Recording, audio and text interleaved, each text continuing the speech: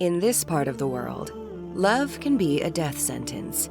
It's 1977, and this 19-year-old princess is trapped within the ancient walls of the Saudi royal family's compound.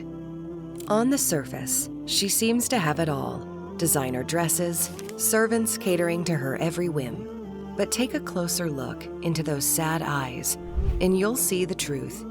A spirit being slowly suffocated by rules, restrictions, and the weight of tradition. It wasn't a big deal, but one day, this young princess committed what was considered an unforgivable sin. She dared to fall in love.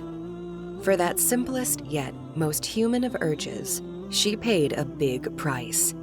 She was executed. This is the story of the Arab princess Mishaal, the young woman who was executed for having a boyfriend. When you think of Saudi Arabian princesses, you probably picture lavish palaces, sparkling jewels, and a life of total luxury. But for one young woman named Mishaal, being royalty came with a very different kind of prison. Meet Princess Mishaal bint Fahd al-Saud, born in 1958. She was part of the Saudi royal family, one of the most powerful dynasties in the world. But being a princess in Saudi Arabia wasn't all tiaras and ball gowns. It came with a strict set of rules and expectations.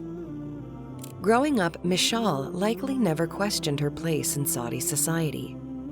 The kingdom was, and still is, a place where women's lives are tightly controlled.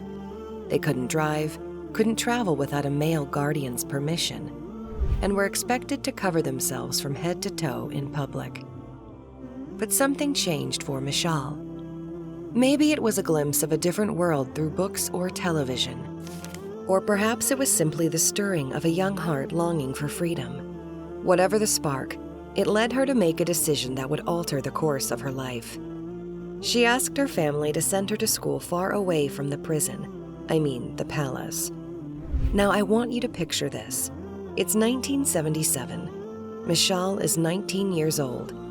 She's been sent to study in Beirut, Lebanon, a city that's worlds apart from the conservative Saudi kingdom. You see, Beirut in the 70s was known as the Paris of the Middle East. It was vibrant, cosmopolitan, full of life and freedom. It was a world away from the conservative confines of Saudi Arabia. For a young woman who'd grown up in the restrictive environment she lived, it must have felt like really stepping into another world. It was in this intoxicating atmosphere of freedom that Mishaal met him, Khaled al-Shair Muhalal. She couldn't help it. She fell in love with him. Khaled wasn't just any young man. He was the nephew of the Saudi ambassador to Lebanon. In another time, in another place, their match might have been celebrated. But in the complex world of Saudi politics and religion, their love was just forbidden. Even though they knew the risks, the two young people started a secret relationship in their dreamy Beirut. They knew it wouldn't last forever, because eventually, they had to go back to Saudi Arabia, where the harsh realities of their situation hit them hard. Why?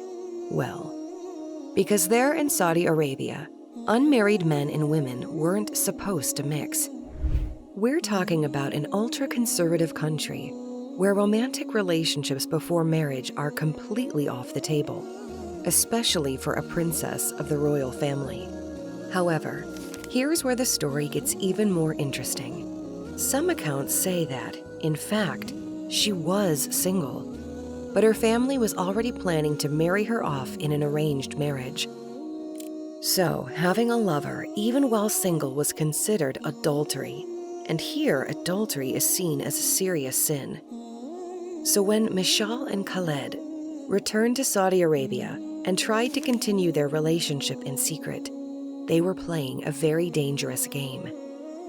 In a world where walls have ears, and where religious police patrol the streets, secrets have a way of coming out. Word of their relationship began to spread, and soon, the whispers reached the ears of Mishaal's family. For the House of Saud, This wasn't just a case of youthful indiscretion. It was a scandal that threatened to tarnish the reputation of one of the most powerful families in the kingdom. Honor is everything in Saudi culture, and Mishaal's actions were seen as bringing shame to her entire clan. So what did they do? They confined her to the family compound, her movements restricted, her communication with the outside world cut off. For a young woman who had tasted freedom, this imprisonment was unbearable. She felt the urge to do something about it. Sure, Mishaal knew the risks, but love makes people do desperate things. So she hatched a plan to escape. Now, we're in Jeddah International Airport, 1977. A figure in men's clothing approaches passport control. The disguise is almost perfect, but something catches the examiner's eye. In an instant, the carefully laid plan crumbles. The figure is unmasked, revealing not a man, but a desperate young woman, Princess Mishaal herself. She was caught, brought back to her family, and put on trial for adultery. Now here's where things get really intense. Under Saudi law at the time, proving adultery required either a confession or 4 male witnesses to the act. Mishaal's family reportedly begged her to deny the charges. A simple denial might have been enough to save her life. But Mishaal did something unexpected. Standing before the court, she's said to have declared, "I have committed adultery. Not once, not twice, but 4 times as required by law." With those words, Mishaal sealed her fate. On July 15, 1977, Princess Mishaal bint Fahd Al Saud was taken to a parking lot in Jeddah. Unlike most executions in Saudi Arabia, which take place in Dira Square in Riyadh, Mishaal's execution was carried out near the Royal Palace in Jeddah. She was 19 years old. Blindfolded and dressed in white, she was made to kneel. Her lover, Khaled, was forced to watch. Then, shots rang out. The white dress was staining red. But the tragedy wasn't over. Khaled was next, beheaded with a sword by one of Mishaal's male relatives. It reportedly took 5 blows to sever his head. The executions were swift, brutal, and sent a clear message to anyone who might dare to challenge the rigid moral code of Saudi society. In the immediate aftermath, the Saudi government tried to keep the executions quiet. Around the world, it doesn't look good for the royal family to execute their own 19-year-old princess just for having a boyfriend, does it? Now you might be thinking, how do we know all this? Well, that's where things get complicated. In 1980, a British filmmaker named Anthony Thomas created a docudrama called Death of a Princess, based on Mishaal's story. And let me tell you, it caused an international uproar. The Saudi government was furious. They tried to get the film suppressed. When that failed, they expelled the British ambassador, withdrew 400 members of the royal family from Britain, and canceled millions of pounds worth of exports.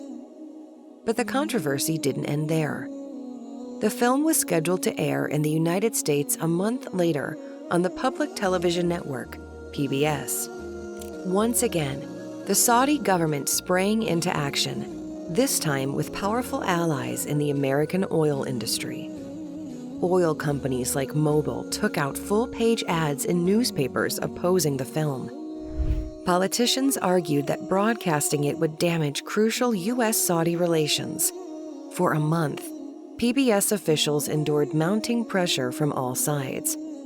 But in the end, like their British counterparts, they decided to air the film.